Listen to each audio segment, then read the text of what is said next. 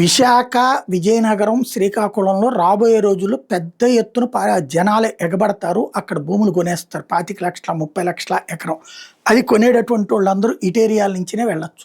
కొనేసేసి ఆ భూముల్ని ఈ పవర్ ప్లాంట్లకు అద్దెకిస్తారు. సోలారా, విండా ఇట్లాంటి వాటికి.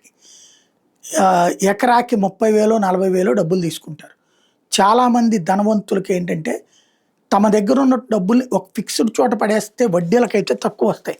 అదే ఇట్లాంటి వాటికైతే డబ్బులు వస్తాయి. వడ్డీ టైప్లో రూపాయన్నర వడ్డీ, ₹2 వడ్డీ వస్తుంది. ప్లస్ ప్రతి 3 ఏళ్లకు ఒకసారి 10% పెంచుకోవచ్చు. ఇప్పుడు ఎందుకయ్యా అంటే డేటా సెంటర్లు విపరీతంగా విద్యుత్తును వాడతాయి.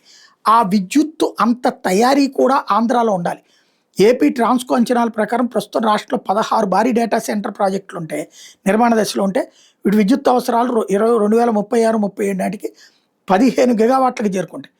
ఈ భారీ విద్యుత్ డిమాండ్ని తట్టుకోవడానికి ప్రభుత్వం దశల వారీగా 765 కేవీ, 400 కేవీ మరియు 220 కేవీ విద్యుత్ సరఫరా నెట్వర్క్లు ఈ ప్రాంతాల్లో ఏర్పాటు చేయడానికి రెడీ అవుతుంది.